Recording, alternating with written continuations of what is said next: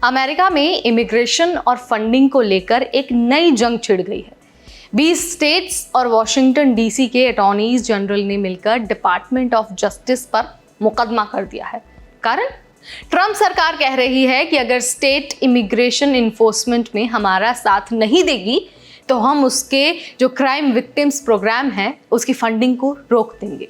तो अब सवाल ये है कि ये फंडिंग किसके लिए है, ये किस लड़ाई के बारे में बात हो रही है और इसका असर इमिग्रेंट्स पर और आम लोगों पर क्या पड़ने वाला है।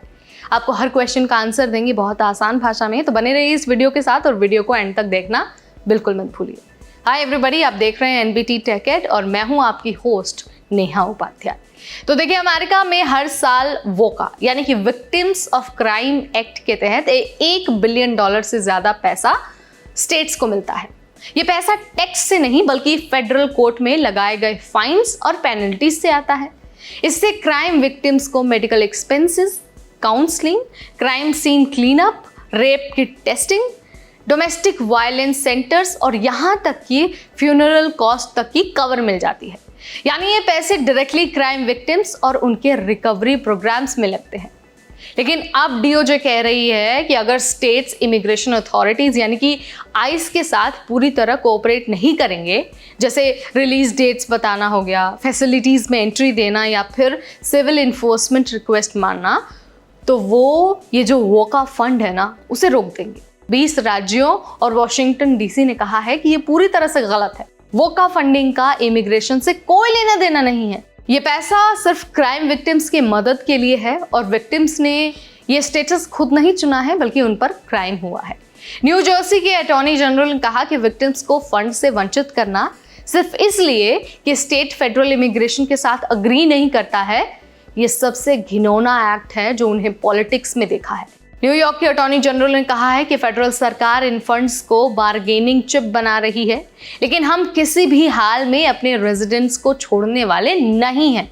एडवोकेट्स का भी कहना है कि अगर ये डीओजे कंडीशन लागू हुई तो विक्टिम्स, खास करके जो इमिग्रेंट्स हैं, वो क्राइम रिपोर्ट करने से डरने लगेंगे, क्योंकि उन्हें ये लगेगा कि रिपोर्ट करने पर उनका इमिग्रेशन स्टेटस चेक होगा और डिपोर्टेशन का खतरा आ जाएगा।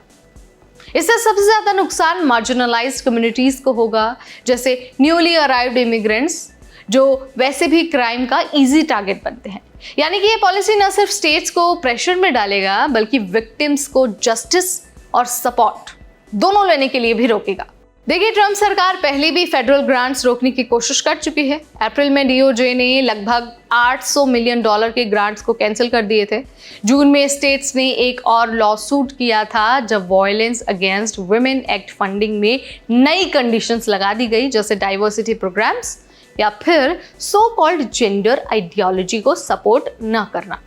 अटॉर्नी जनरल्स का ये भी कहना है कि ये सब कंडीशंस एक्चुअली सेंचुरी स्टेट्स और सिटीज को टारगेट करने का नया तरीका है। हालांकि सेंचुरी का कोई एग्जैक्ट डेफिनेशन नहीं है, पर इसका मतलब ब्रॉडली ये है कि स्टेट्स फेडरल इमिग्रेशन अथॉरिटीज के साथ कम कोऑपरेट करती हैं।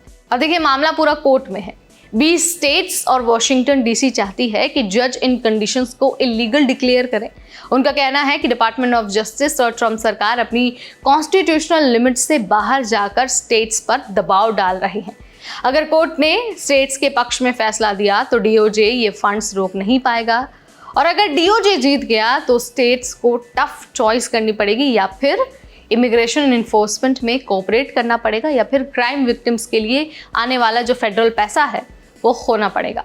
तो भाई, ये था पूरा मामला।